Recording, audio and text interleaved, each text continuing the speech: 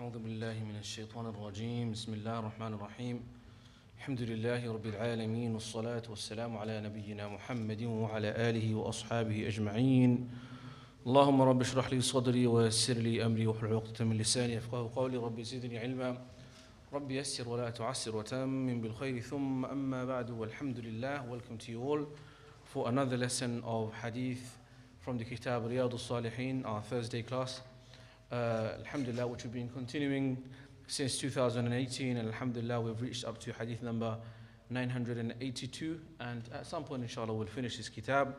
Today, we are on starting from chapter number 174, Hadith number 982, and this is the small chapter in which there is one or two Hadith, which is called the chapter in which we are to learn what a person should say, what dua should a person make when you descend upon a land or a place where you set camp, if you like, or if you're staying somewhere out there for camping, or of course in the ancient times or the time of the Prophet ﷺ, if they were setting camp while they're traveling in a valley or in the middle of a desert or in the pathway. So if you decide to set camp somewhere and stop and to take rest there is a dua which the Prophet Muhammad ﷺ has taught to us that will be a means of protection and preservation for you from every harm if you are staying somewhere for a number of hours or days or nights. And this is, of course, in the section, this chapter belongs to the section of the etiquettes of traveling and the manners and the du'as of traveling, of safar. Babu or Kitabu Safar, Kitabu Adab Safar, the chapter, the section of the etiquettes of traveling. And this chapter is about the dua that you should recite when you go to a place that's, say, not so there's not a lot of people living there. It's a bit in the wild, if you like, or far away, or any place. In fact, even if you go to a hotel room or anything like that, you can recite this dua. So this hadith is being narrated by a sahabiyyah called Khawla bint Hakim radiyallahu anha wa ardaha. She was from the companions of the Prophet Muhammad sallallahu alaihi wasallam, and she was from the Ansar, and she was previously married to Uthman ibn Mad'un radiyallahu anhu wa arda. And there is her biography is extensive. There is a discussion around her her life and her biography and so on. In terms of narration of hadith, there aren't many hadith. In fact, this is one of the few hadith that she narrated. And she's saying that سمعت رسول الله صلى الله عليه وسلم يقول, I have heard the Prophet Muhammad صلى الله عليه وسلم saying, من نزل منزلا ثم قال, if anybody descends upon anywhere, any land, any place, any country, wherever you may be, and then you make this dua, أعوذ بكلمات الله التامات من شر ما خلق. This is a very short dua. أعوذ بكلمات الله التامات من شر ما خلق. I seek refuge in Allah, His complete words, in His perfect words, in His kalimat at-tamma, from every evil thing that Allah Azza wa Jal has created.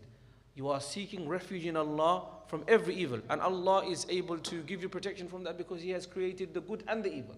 And so you are seeking refuge in Allah, the creator of all things, from all evil things. And the hadith then says, لم يضره شيء حتى يرتحل من منزله ذلك, that nothing shall harm that person until he moves from that station and moves to another place. Subhanallah. Short dua, and yet very immensely powerful. If you feel endangered, if you feel scared, if you feel worried, wherever you may be in the world, under the ocean, in the space, in the airplane, you read this dua, أعوذ بكلمات الله التامات من شر ما خلق, I seek refuge in Allah from every bad thing. Then this is one of the most powerful du'as. And in fact, if you want to seek refuge in Allah to protect your children or your family, your spouse, anyone that you want to make the dua over, then there's another way of saying it, أُعِيذُكَ, I seek refuge in Allah for you. أُعِيذُكَ بِكَلِمَاتِ اللَّهِ التَّامَّاتِ مِنْ شَرِّ مَا خَلَقَ, I seek refuge in Allah for you from every bad thing that Allah Azza wa Jalla has created. So this is a beautiful dua to remember and try to memorize it. You can say with me now, say أعوذ بكلمات الله التامات من شر ما خلق. The next hadith is وعن ابن عمر رضي الله عنهما قال كان رسول الله صلى الله عليه وسلم إذا سافر فأقبل الليل قال يا أرض ربي وربك الله أعوذ بالله من شرك وشر ما فيك وشر ما خلق فيك وشر ما يدب عليك وأعوذ بك من شر أسد أو أسود ومن الحية والعقرب ومن ساكن البلد ومن والد وما ولد. There's another comprehensive dua which is being narrated to us by Sayyidina Abdullah ibn Umar radiyallahu anhu. He says that the Prophet Muhammad sallallahu alaihi wasallam, whenever he would travel and the night would approach, it's getting dark, it's getting completely dark, night time is approaching, he would recite this dua as a source of protection for himself and for his companions also, of course. But this is a dua that we should learn. And it is that, O Allah, or in fact, rather it's saying, O land, speaking to the land. Say, Ya Ard, O land, my Rabb, my Lord, and your Lord is Allah. The Prophet ﷺ would speak to the land and say, O land, open fields, wherever you are, my Lord and your Lord is Allah. I seek refuge in Allah from your evils. Any evil that may be in this land, I seek refuge in Allah from it. The evils of what you contain, any evil that may be, any shar, any negative thing that may be in this land, I seek refuge in Allah from it. The evils of what has been created in you, so on the land, inside the land, and the evils of that which walks upon you, what's on the land, in the land and over the land, anything that walks on it, any animal, any beast, any jinn that may be of harm, and so on.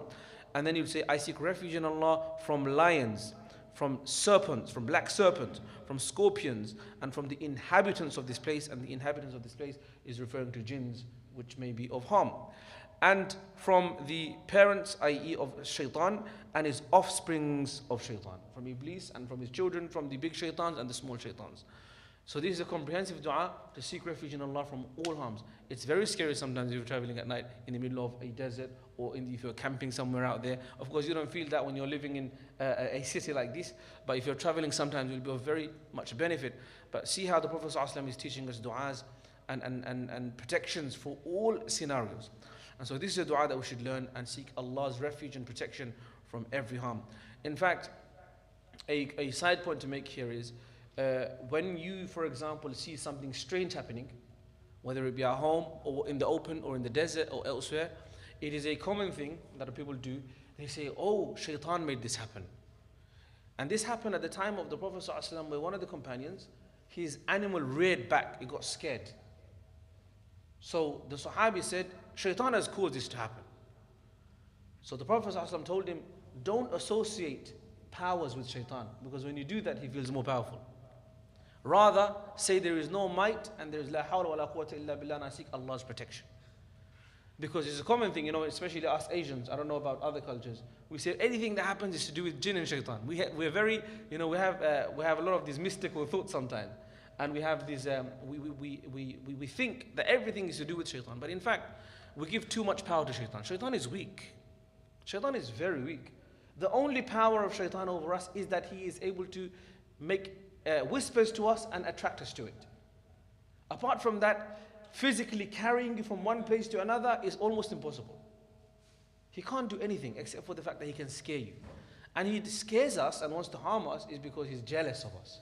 Know that. Shaitan's enmity over us is because he's jealous of the human being. Why is he jealous? He's jealous from the old times. He doesn't forget the old pain that he felt. The Iblis, Allah Azza wa Jalla made Sayyidina Adam and told everyone to prostrate to Adam and not to him. He's upset about that until now. And he teaches his children to be jealous and envious and to give evil eye and to harm the humanity of all, whether you're Muslim or non-Muslim, young or old. They have enmity and hatred towards us. But at the end of the day, they can't do much except for whisper and try to cause fear. If you feel scared, then they feel, oh, this is the one, I can take advantage. Rather, say, La hawla wa la quwwata illa billah, a'udhu billahi minash shaitanir rajim, seek refuge in Allah and be completely firm and strong that nothing can harm you if Allah gives you protection. Even if you wake up from a nightmare in the middle of the night, you get scared, you think, what's happening? Then we're not supposed to say, oh, shaitan made me do this and X, Y, Z. Rather, just, there are etiquettes for that. We learned it before. You should turn your side. You should, in fact, indicate a spitting gesture towards your left shoulder like that. and then seek refuge in Allah and go back to sleep. Better even, you can get up, do wudu and pray 2 rak'ahs of salah, and no shaitan, nothing can harm you. And so, this is a dua that we can recite when we go into any strange land. Ya ardu, Rabbi wa rabbukilla, a'udhu biki min sharriki wa sharri ma fiki wa sharri ma khuliqa fiki wa sharri ma yadibbu alayki. A'udhu billahi min sharri asadin aw aswadin wa min al-hayyati wal-aqrab, from snakes and from scorpions. Wa min sakin al-balad wa min walidin wa ma walad.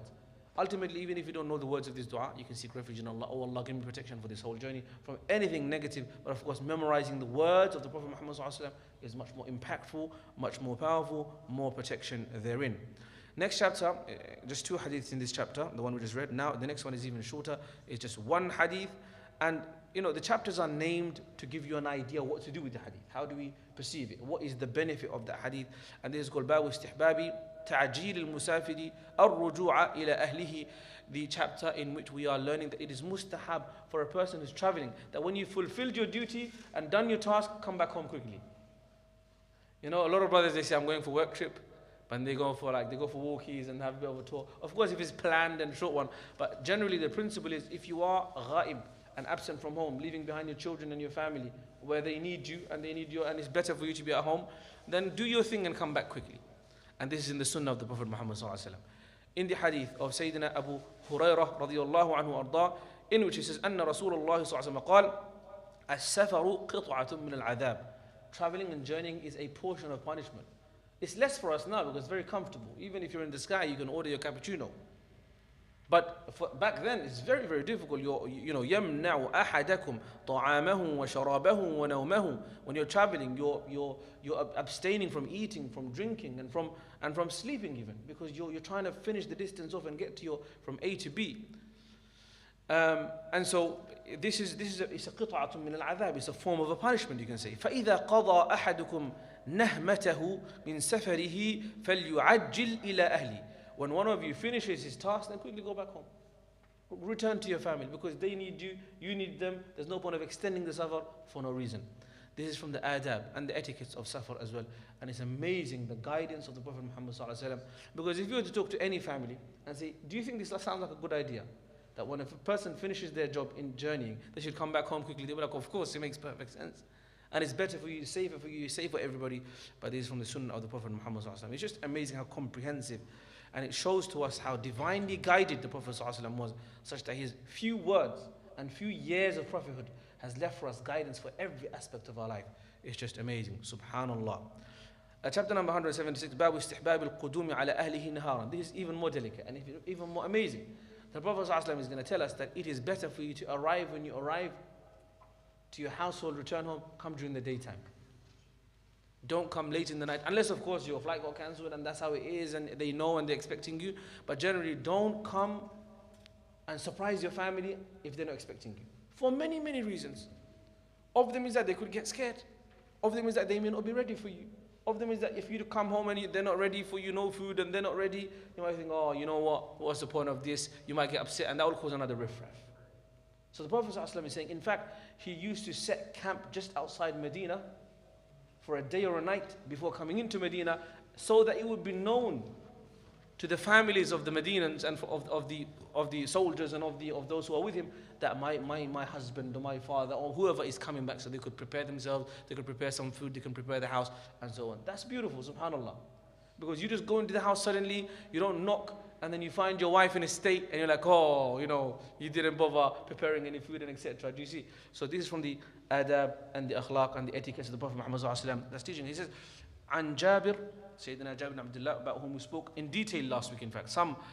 We spoke about him a bit because this Sahabi is just simply amazing. Young man with so much wisdom and so much intellect from the guidance of Allah. And Jabir radiallahu anhu, أن رسول الله صلى الله عليه وسلم قال إذا أطال أحدكم الغيبة فلا يطرقن أهله ليلا. That if any of you is away from your home for a long period of time, then don't just come into the house, don't knock on the door in the late part of the night unless they're expecting you and there's no other option, but it's better that you come during the day so that it's better for everybody. It's just small things, but it has a huge impact, and it just shows how beautiful the sunnah of the Prophet Muhammad is. Next hadith is عن أنس رضي الله عنه قال, Sayyidina Anas ibn Malik. Again, you should know Anas is one of the young men of the Sahaba, and he memorized huge amount of knowledge from the Prophet Muhammad sallallahu alaihi wasallam, and he narrated a huge amount of ahadith from the Prophet Muhammad sallallahu alaihi wasallam. He says, قال كان رسول الله صلى الله عليه وسلم لا يطرق أهله ليلا وكان يأتيهم غدوة أو عشية متفق عليه.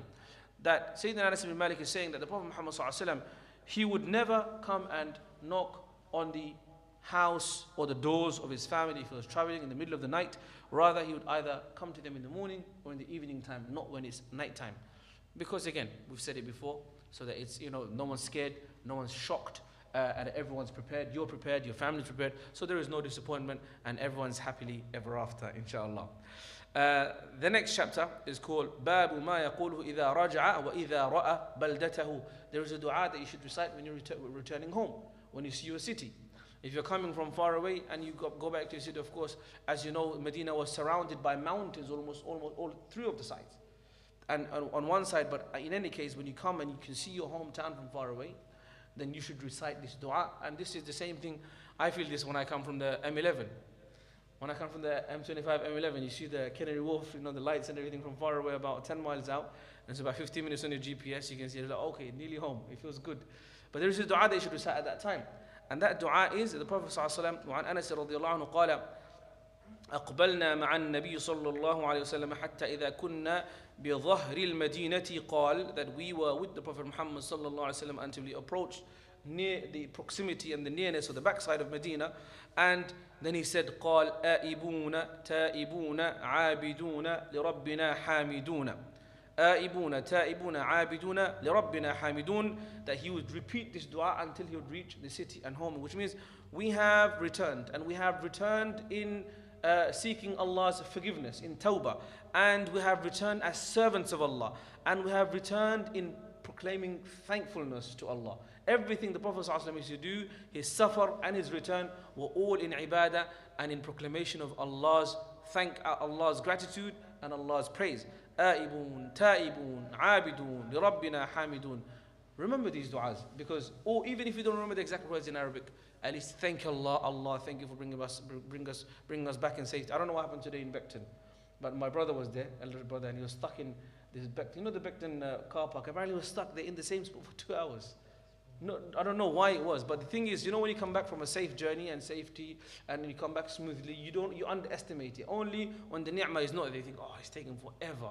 2-hour journey is taking 4 hours, 5 hours. And so alhamdulillah, Allah has made us return, and we return to Allah with tawbah for any mistakes we may have made, and as servants of Allah, and in thankfulness to Allah Azza wa Jal. And it's mustahab to make this dua. Next chapter, again, these are very short chapters. This one is called Babu Istihbabi Ibtida'i al-Qadimi bil Masjidi. That this chapter is going to teach us that it is mustahab for a person who's returning from a long journey, that the first thing that you should do when you come back to your city or your town or your locality is to go to your local masjid and pray 2 rak'ats of salah. No one does that. Unless you're, mashallah, you're a good, very good person, or you live in the masjid because you're the imam or something. Even then, this is a forgotten sunnah. And there's a very important sunnah, such that you're traveling, when you're leaving the house, Bismillahi tawakkaltu ala Allah. I do tawakkul upon Allah. When you're riding, Subhanalladhi sakhkhara lana. Praise be to Allah for the one that has made us, able to travel on this beast, on this form of transportation. While we're traveling, we're praising Allah. While you're returning, A'ibun ta'ibun. When you go back to your homeland, you start the first thing with your residence and becoming muqim again, with ibadah of Allah.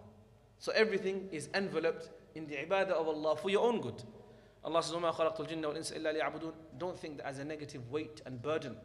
It will feel like a weight and a burden for those who have who've damaged our hearts. If you've damaged your heart with sins and darkness, then every ibadah and every istighfar and every tawbah feel like, oh man, not again, boring. Forget that. Who wants to do that? It's too much. But if you have a good heart, and if you have a fresh heart, where you've because for someone to overcome that, blocked heart, hard heart, it will take a bit of effort. You feel like something difficult. You'll have to swallow that bitter pill, and slowly, you will see that you love to do the dhikr, and the tasbih, and the dua. Everything will be amazing, inshallah. So this hadith is being narrated by Sayyidina Ka'b bin Malik. وعن كعب بن مالك رضي الله عنه أن رسول الله صلى الله عليه وسلم كان إذا قدم من سفر بدأ بالمسجد فركع في ركعتين متفق عليه. Hadith being narrated by both Imam Bukhari and Muslim. As Ka'b bin Malik is saying that the Prophet Muhammad صلى الله عليه وسلم, whenever he'd come back from a journey, he would go to the masjid and pray 2 rak'ats. Try to do that, inshallah. Try to do the same thing when you leave the house. Pray 2 rak'at as well. Inshallah, Allah will take care of all of your affairs. Allah will take care of all of your affairs, so long as you are frequent in your fara'id, and you, of course, you do your fara'id, and also you do some nawafil and mustahab, inshallah. The next hadith chapter is important, and it's contentious, if you like. It may cause some people may not like it, but it's in the hadith of the Prophet Muhammad sallallahu alaihi wasallam, and it's authentically narrated. Muttafaqun alayh. Bukhari and Muslim have both narrated it, and this is the traveling of a woman by herself. In fact, recently I received a question about this. Someone has to go travel for work. There is, of course, modern fatwa, taking into consideration that modern travel is very safe. It's not like the old times when you had to travel in the middle of the desert and in the open valleys and plain fields and so on. So some modern scholars have said that perhaps the Prophet ﷺ in these hadith was referring to the safety of a woman. And so if the safety is guaranteed, then we can perhaps, take an exception from the rule for those who actually do need to travel. But having said that, if someone has to travel for a necessity, if a sister needs to travel for a necessity, for a need, then nothing can stop her. If she has to flee from a country, if she has to go definitely because it's a very, very big emergency, nothing. Because there is a qa'idah in our religion, it's called ad-daruratu tubihul mahdhurat. The darura, the case of need and necessity and extreme situations, they make even the haram into halal. But only the amount which will fulfill your need. So for example, someone is dying of starvation, they have to eat something, they're allowed to eat anything. Doesn't matter what it is, they're allowed to eat any food. Doesn't matter what meat it is, whether it's halal or haram, because you're going to die of starvation, you're allowed to eat anything, any food. But only the amount to make you survive, not to have a feast on it. They think, yes, this is our chance, let's go. Steak, one of those, maybe haram things. I don't know I don't know why someone would want to do that. Anyway. Or any other thing. Or for example, if you're thirsty and you're about to die of thirst, then you're allowed to have some drink. Doesn't matter what drink it is, if it's water or otherwise, even if it's alcohol, but if it's just to quench your thirst so that you can survive for that moment, okay? But just the amount. Ad-daruratu tuqaddaru, that the necessities are measured by the required amount. Someone should say, okay, let's down a bottle now. Just amount to survive. No one does that anyway, inshallah, hopefully. I have good expectation of our brothers and sisters, inshallah. But you can't be too naive, because there's a lot of situations in our society nowadays. A'udhu billah. I've said this before and I'll say it again. I don't know what inspires young men in their 5'6" and 6 foot and etc. and what makes them think that it's very fashionable and cool to drive around with a pink balloon in their mouth. Wallahi, I don't understand this. I'm telling you, wallahi, it doesn't make any sense. It does not look good, and it's not good for you at all. And I'm not saying that to make anyone upset, but it's to remind you that, subhanAllah, we're doing some crazy stuff, and we should, come to realization so that Allah Azza will guide us, inshallah, and give us hidayah. Okay, this hadith is being narrated by Sayyidina Abu Hurairah radiyallahu anhu warda. He's saying, قال رسول الله صلى الله عليه وسلم, the Prophet Muhammad صلى الله عليه وسلم, لا يحل لامرأة تؤمن بالله واليوم الآخر تسافر مسيرة يوم وليلة إلا مع ذي محرم عليها. It is not allowed, not halal for any believing woman that she should travel the distance of a day and a night, except that she is with a mahram. The traveling of a day and a night is not that much. It's about 20-30 miles. Because it's talking about the traveling of a day and a night or the time of the Prophet Muhammad sallallahu alaihi wasallam. Because generally, when you're walking, what's the speed? Those who go gym, what's the walking speed? 5 kilometers per hour? 6 kilometers per hour? Okay, so now if you're traveling, say, non-stop, say, for example, 6 hours, what's 5 times 6? 30 kilometers. What's 30 kilometers in miles? 1.6, right? Divided by 1.6. So it's about 20, 25. If you're really walking fast and working hard, it might be 30 miles or more. So this hadith is saying that it is not even 30 miles, for more than 30 miles, which is considered to be a safar of a day and a night, a sister should be accompanied by a mahram. Now this is quite, if you say this is a smaller mark. There are more hadith which say more, we'll say more. This hadith, the next one is عن ابن عباس رضي الله عنهما أنه سمع النبي صلى الله عليه وسلم يقول لا يخلون رجل بامرأة إلا ومعها ذو محرم ولا تسافر المرأة إلا مع ذي محرم فقال له رجل يا رسول الله إن امرأتي خرجت حاجة وإني اكتتبت في غزوة كذا وكذا قال انطلق فحج مع امرأتك.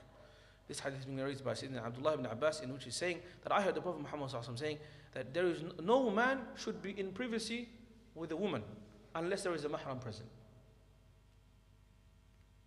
Okay, I think there's a English word for a chaperone. Chaperone, I think is the word chaperone.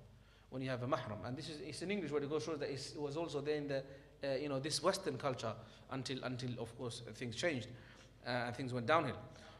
Prophet ﷺ is saying that no man should be in privacy, complete privacy, with a woman unless there is a mahram. So now, if say for example you're at work and there is an office, well, of course you don't expect offices to be segregated, but there will be men and women. But the main thing that's being highlighted here is complete privacy. If you're in front of others, if you're in a glass shop and people are there and seeing you, etc., there's others in there, then that's not called khalwa. That's not called privacy. Khalwa is when it's one and one. The third of them is shaitan. So now when it comes to someone going to see someone for the sake of marriage and etc., there should be a mahram. Unless it's a public space. It's a public space, something different. Public space is something different. There's no khalwa there. There's no complete privacy. But if you want to be in a private place, in a private setting, then you have to have a mahram. Mahram. Doesn't have to be wali per se. Doesn't have to be dad. Wali is of course the guardian, the legal guardian. But mahram is someone who is, what's a mahram first of all? A mahram is a relative of the woman who is never allowed to get married to her. So there's no possibility of ever marriage between them according to Islam. So that would be a brother, that would be an uncle, that would be father, and so on. Cousins, no. Cousins are not mahram. There's a big confusion. A lot of people think cousins are okay. Oh, cousins, I grew up with him. You're allowed to get married to the guy, so therefore she's not your mahram. That's textbook stuff. That's in the Quran directly. Allah says in the Quran, وَبَنَاتِ عَمِّكَ وَبَنَاتِ عَمَّاتِكَ وَبَنَاتِ خَالِكَ وَبَنَاتِ خَالَاتِكَ اللَّاتِي هَاجَرْنَ مَعَكَ. Allah is allowing for the Prophet Muhammad to get married to his cousin sisters. It's allowed.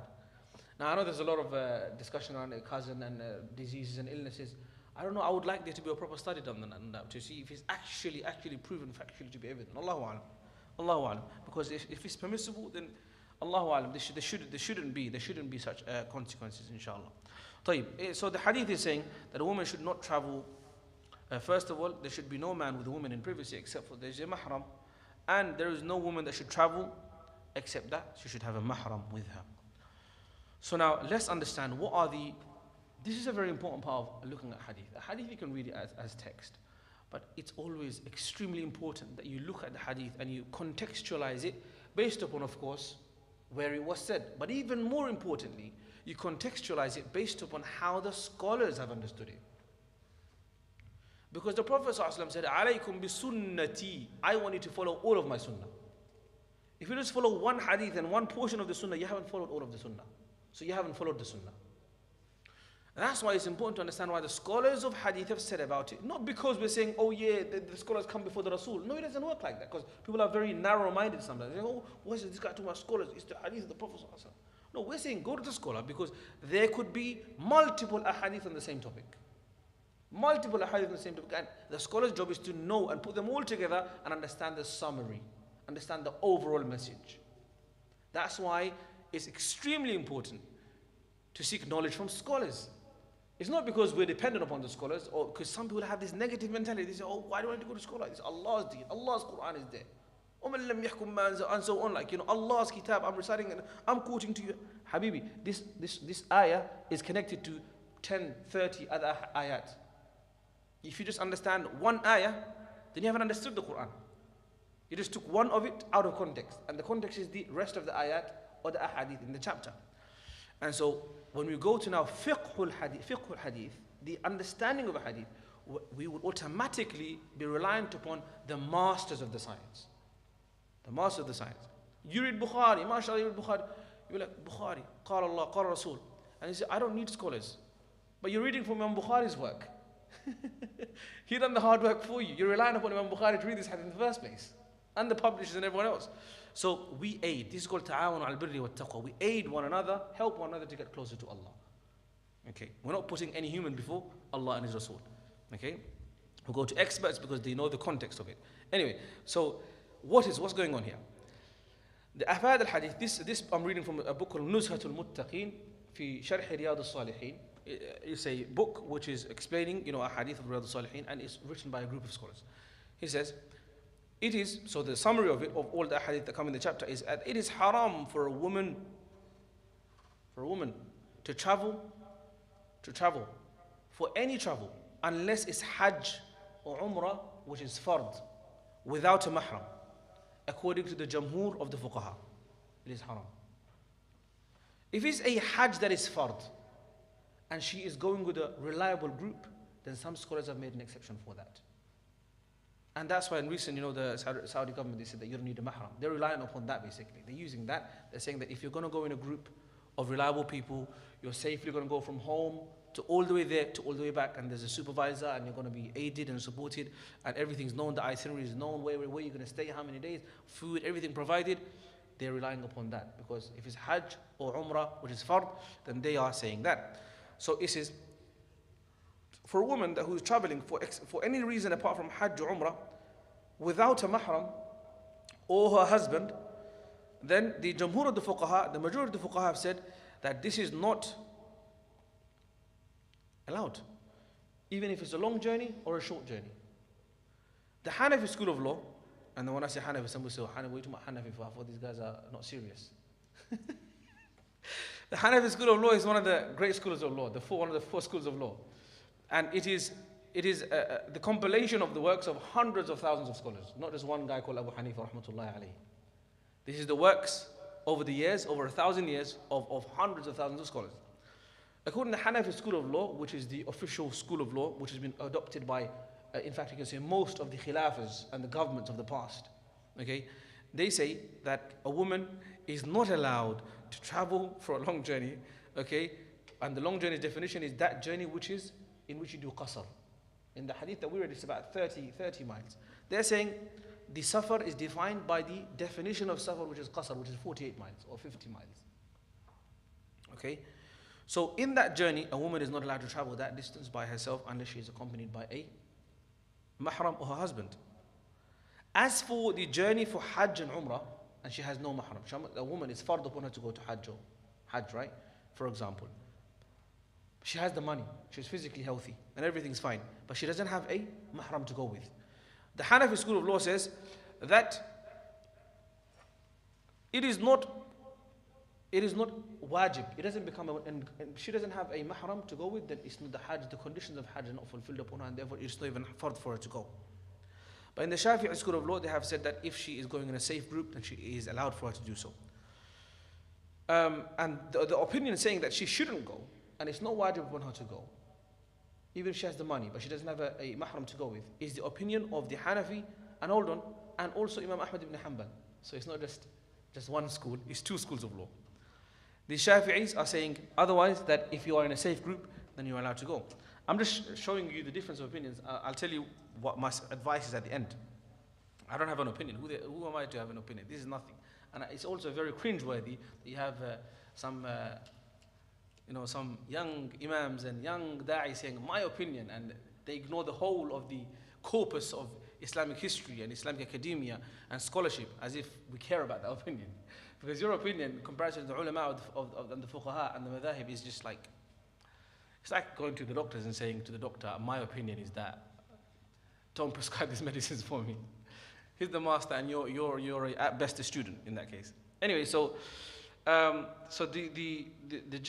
summary, what's being said is that a journey which is for not Hajj or for Umrah, okay, then this shouldn't be a journey that's embarked upon by, we can say there's a semi-consensus on that topic. That if it's not for Hajj or for Umrah, which is mandatory, then in that case a woman should be accompanied by a mahram when she's traveling. That's what the text of the hadith is saying. If it's for Hajj or for Umrah, then some scholars have made an exception because she's going to go in a safe group. She can come back in a safe group. Come back to modern society. in fact, I haven't translated the hadith. The hadith says that the Prophet ﷺ said, in the hadith that was recited last, that no man should be in privacy with a woman unless there is a mahram, and there is no woman that should travel except for with a mahram. And then a man said, Ya Rasulullah, my woman, my wife, has to go to Hajj, and I have to go to war. So what should I do? He said, leave the war and go with your wife to Hajj, to show the importance of accompanying for traveling. Now, in modern times, there are scholars, of course, who are, and fiqh, as you know, fiqh as in Islamic jurisprudence, is measured based upon time and place and evidence and everything. So the sources of fiqh, as we've said so many times, first of all, Quran and Sunnah and Ijma' and Qiyas and etc. But to apply the fiqh, you always take into consideration the environment. So for example, I would say, if say for example in this masjid where most of the people are abiding by the Hanafi school of law, say, if someone was to say, okay, no, from tomorrow we're just going to do everything from Shafi'i, we would say it's not haram, but at the same time it's a bit unwise. What's the point of that? Because people are already upon a correct, authentic form of Islamic law. And so, that's just an example, but to say that Islamic law takes into consideration qadaya fiqhiyya mu'asara, new modern topics. And one of the icons and one of the scholars who really spoke about this and became famous for speaking about this was Shaykh Yusuf al-Qaradawi, who passed away recently. And in fact, he was the one that coined the term. He was the pioneer of the term fiqh al-aqalliyat, minority jurisprudence for minority communities that live in the West and so on. And so, are they the same for those who live in majority Muslim countries? So, Mashayikh like Shaykh Yusuf al-Qaradawi and another one called Shaykh al-Qardaghi, another one as well, they have said, and other scholars as well, I've had to answer this question recently, so I had to do a bit of research, and I spoke to some very famous scholars of our time as well, and you'll know them if I said by name, but I spoke to them in sort of, I messaged them and whatnot, and sought their advice. There's a lot of modern scholars who believe and who are convinced that these hadith are talking about where there is a lack of safety. And if there is complete safety and there is a need, then a woman should be allowed to travel if there is complete need and complete safety and complete security. Having said that, if you look on the other side of the spectrum, see, these ahadith haven't conditioned to whether it's safe or not. The hadith say no, just simply no. Do you see the point? The hadith say you're not allowed to travel. They don't say if it's safe, let her travel. If it's not safe, don't let her. If it's not safe, then don't let her travel. They've said mutlaq. It's mutlaq. It's not muqayyad. It's mutlaq. It's basically saying that a woman should not travel unless she's accompanied by a mahram. Who the woman is, how strong she is, does she go gym or not? It doesn't really irrelevant, because that's the rule of the Prophet ﷺ. And that's why the Hanafi school of law and others who are of that opinion have maintained that view. In summary, it is fair to say that the majority of the scholars, historically, throughout time and throughout place, have agreed upon, majority of the scholars have agreed upon, that if a woman if it's not a mandatory Hajj journey or a mandatory journey of any other form because of a necessity, then she must be accompanied by a mahram. She must be accompanied by a mahram.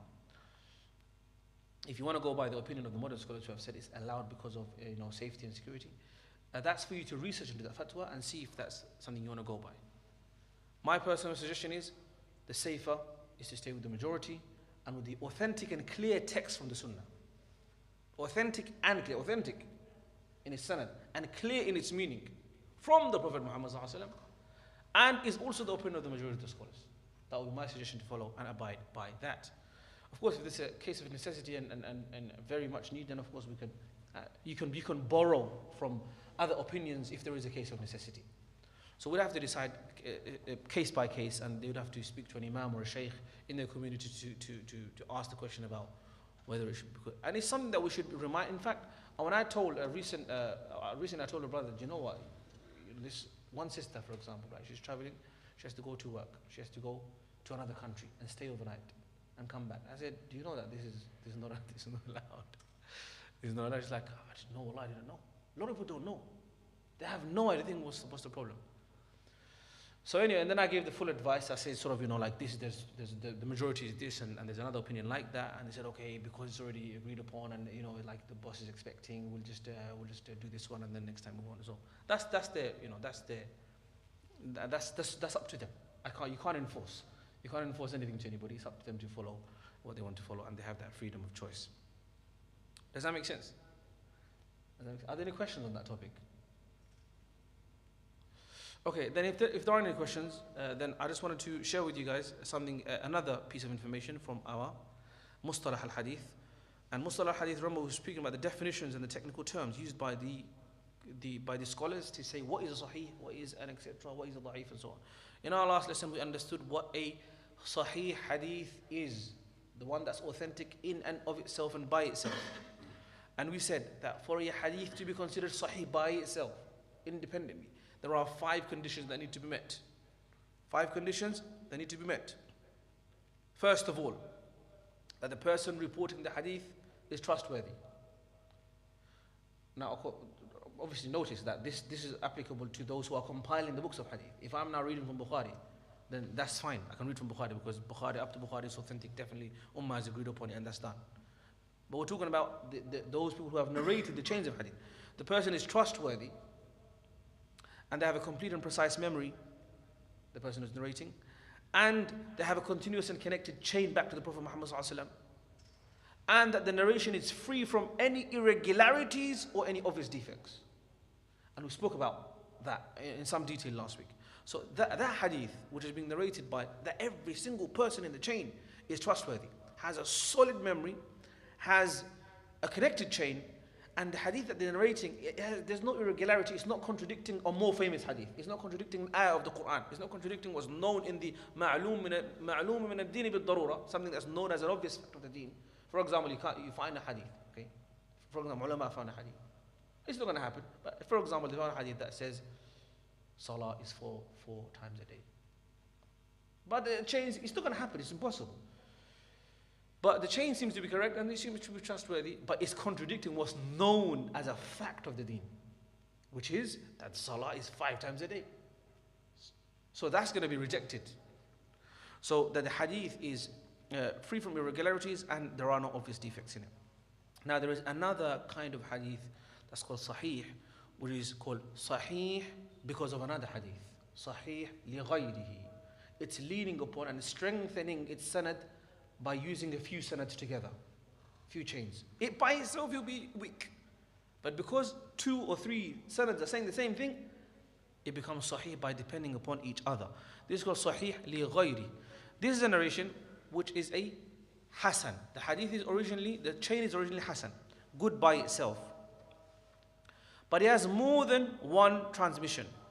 An example is the Prophet, that Sayyidina Abdullah ibn Amr ibn As reported the Prophet Muhammad said that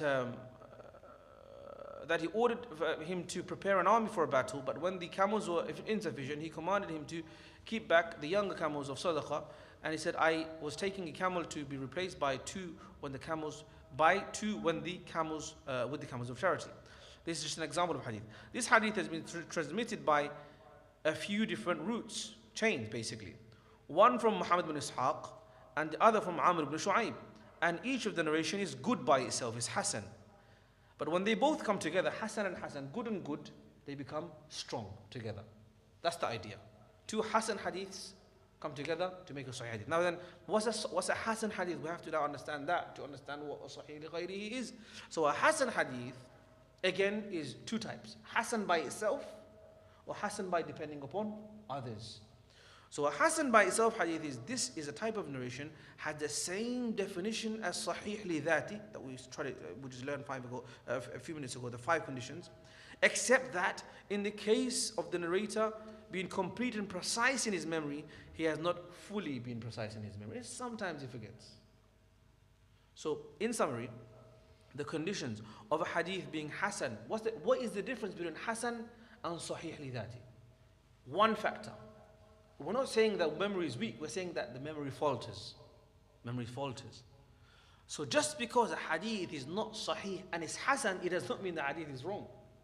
It means that somewhere in the narration, somewhere in the chain, one of the narrators had some sort of a weakness in their memory. They would forget sometimes. And who doesn't forget sometimes? Almost everyone forgets sometimes, except for illa ma sha rabbi, except for some people who have very precise memory. And so a hasan hadith in that case, a hasan hadith, not sahih, a hasan is that hadith which is relied by, which has been transmitted by trustworthy people who are very good in their memory, not complete and precise, they're very good in their memory. And they have a connected chain. And it's free from any irregularities or obvious defects.